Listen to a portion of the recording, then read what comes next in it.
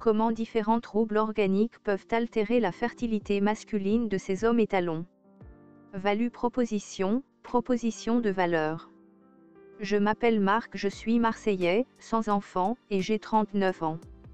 Si vous êtes marseillaise, chrétienne, blanche, que vous avez la trentaine, et êtes célibataire, rencontrons-nous pour du sérieux, qu'en dites-vous? Aussi, et ceci serait très profitable pour les célibataires chrétiennes, en demande d'un compagnon marseillais viril et puissant, j'offre à la fin de cette vidéo un livre au format e-book, avec mes fameuses coordonnées. De plus, n'oubliez pas mademoiselle de commenter, partager, et surtout vous abonner pour recevoir d'autres propositions de valeur. Pourquoi la fertilité masculine n'est plus ce qu'elle était? Lentement mais sûrement, la qualité du sperme s'érode au fil des années. Le mode de vie des futurs papas et la pollution sont en cause. Aujourd'hui, de 10 à 15% des couples ont des difficultés à concevoir un enfant. La faute, exclusivement à l'homme dans 20% de ces situations et aux deux partenaires dans 30 à 40% des cas, source, Association française d'urologie. La qualité du sperme a baissé ces 40 dernières années dans tous les pays industrialisés. Une vaste analyse publiée en 2017 rapporte une baisse de la concentration des spermatozoïdes, passant de 99 millions par millilitre en moyenne à 47 millions. En France, les derniers chiffres sur le sujet de la fertilité masculine sont également éloquents, la proportion de gamètes morphologiquement normaux a décru drastiquement de 33,4% entre 1989 et 2005.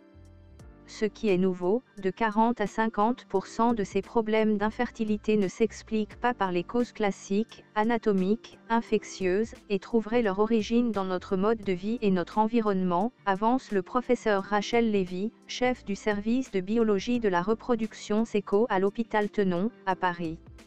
Le stress et la malbouffe sur la sellette. La pollution, un sommeil insuffisant mais aussi l'abus de toxiques comme le tabac ou l'alcool provoquent un stress oxydatif des cellules de l'organisme, en particulier des cellules germinales qui forment les gamètes. Un mode de vie stressant favorise la libération d'une quantité trop importante de radicaux libres qui altèrent la membrane plasmique des spermatozoïdes, essentielle pour fusionner avec celle de l'ovocyte. Il affecte aussi la qualité du noyau des spermatozoïdes, l'ADN spermatique, informe le professeur Lévy. Les jeunes fêtards auraient donc du souci à se faire pour leur descendance. L'alimentation déséquilibrée, trop riche en sucres et en graisses, est également sur la sellette de l'infertilité masculine. Avec, comme conséquence, la survenue d'un surpoids qui a des conséquences directes au niveau hormonal. L'accumulation de tissus adipeux entraîne un dysfonctionnement de l'hypophyse, la glande au niveau du cerveau qui contrôle la production de la testostérone par les testicules. Cette hormone sexuelle responsable de la fabrication des spermatozoïdes se retrouve alors en moindre quantité, détaille le professeur Lévy. Ajoutez à la malbouffe la sédentarité et la chaleur, qui sont aussi des ennemis de l'appareil reproducteur masculin. En cas de position assise prolongée, l'augmentation de la température sur les testicules est nuisible aux spermatozoïdes, précise le docteur Charlotte Methorst, urologue. Cette spécialiste de la fertilité recommande par ailleurs aux hommes d'avoir des éjaculations fréquentes, car en restant trop longtemps dans les testicules, les spermatozoïdes perdent en qualité. Les perturbateurs endocriniens s'en mêlent. Autres empêcheurs de fabriquer des spermatozoïdes, et non des moindres, les perturbateurs endocriniens agissent sur les glandes qui participent à la synthèse de la testostérone, l'hypophyse et les testicules. Le hic. Ces substances sont partout. Dans l'air pollué, composés organiques volatiles, dans les plastiques, phtalates, bisphénol A, dans la nourriture merci les pesticides. Dans certains cosmétiques, etc. Dès la vie fœtale, lorsque le testicule se forme, ce dernier serait extrêmement sensible aux phtalates et aux pesticides, selon une étude danoise.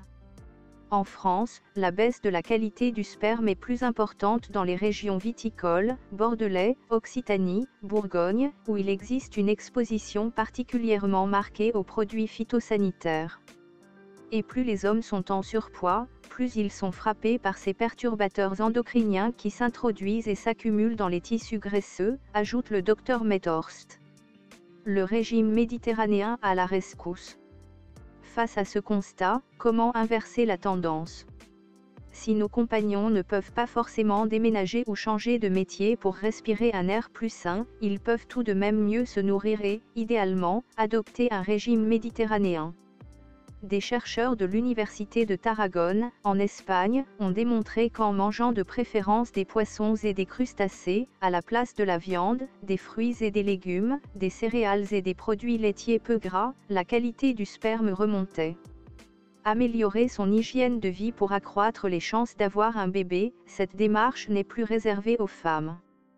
C'est pour accompagner les hommes dans leur changement d'habitude que la société Fab Life a mis en place le programme Bidaddy *. Son principe. Proposer aux futurs papas un coaching personnalisé sur 4 mois leur permettant d'avoir une alimentation plus saine, bio de préférence, de limiter leur consommation d'alcool, de pratiquer régulièrement une activité physique, de réduire la cigarette, de se supplémenter en antioxydants, vitamine C, E, A, sélénium, zinc. Et ça marche ? Une étude, certes limitée sur 69 patients, révèle qu'en suivant ce programme avant la conception d'un enfant, les lésions du matériel génétique de leurs spermatozoïdes diminuaient en moyenne de 47%.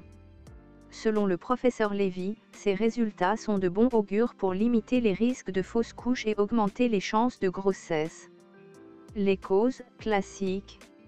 Des perturbateurs bien connus de la fertilité masculine sont recherchés de façon systématique dans ces pathologies. La varicocèle, cette dilatation des veines qui entourent le testicule est liée à un mauvais fonctionnement d'une valve. Ainsi, 20% des hommes qui en souffrent développent une infertilité. Des infections de la zone génitale, la chlamydia notamment. Des anomalies anatomiques comme celles touchant les canaux déférents pour transporter le sperme ou des séquelles d'intervention.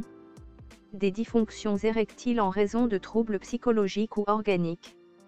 Des troubles hormonaux, en particulier de la testostérone. Des traitements contre le cancer ou des médicaments, interférons, antihypertenseurs. Et si c'était génétique ? On suspecte une origine génétique chez 7% des hommes infertiles, selon la FOU, Association française d'urologie.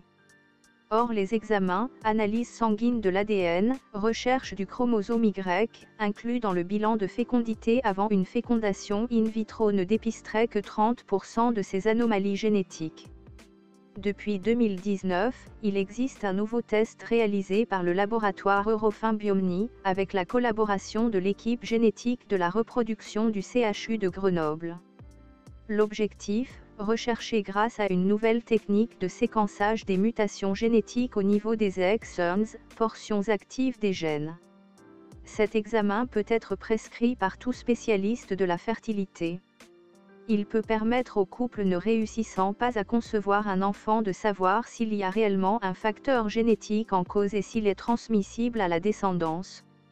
Cette information peut faire gagner du temps dans la prise en charge et, dans certains cas, permet d'orienter vers un don de sperme ou l'adoption, explique le Dr Marc Nouchi, généticien chez Eurofins Biomni.